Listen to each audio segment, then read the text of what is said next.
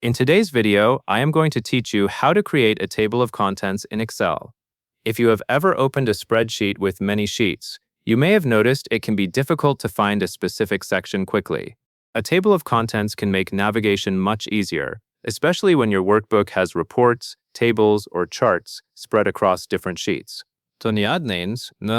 To get started, look at the top of your Excel window. You will see a row of tabs, such as Home, Insert, and Formulas.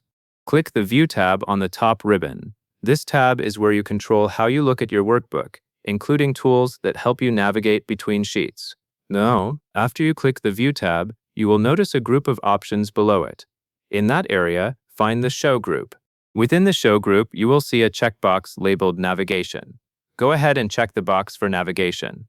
This step matters because it turns on a navigation feature that helps you move around the workbook quickly without scrolling or hunting through sheet tabs.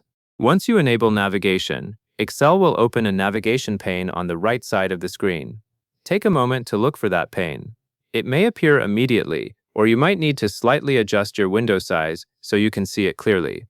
The navigation pane is where the table of contents-like experience comes from, because it gives you a structured view of what is inside your workbook. Now that the navigation pane is visible, the next step is to use it to jump to a specific location. In the pane, you will see a list of sheet names. Click any sheet name in the pane to jump there.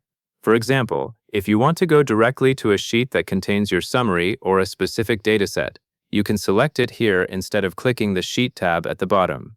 This can save time, especially in larger workbooks.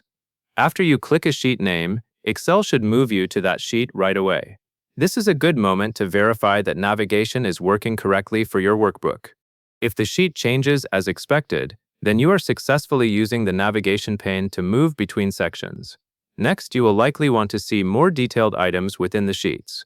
That is where the expansion arrows come in. In the navigation pane, look for small expansion arrows next to items that can be opened. These arrows let you expand the view so you can see specific tables or charts that are available within the workbook. Click the expansion arrows to see specific tables or charts. When you do this, the pane will expand and show more granular elements depending on what is present in your workbook.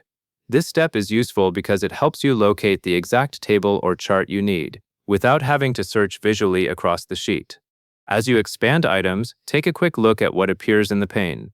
If your workbook includes multiple tables or charts, you should see them listed.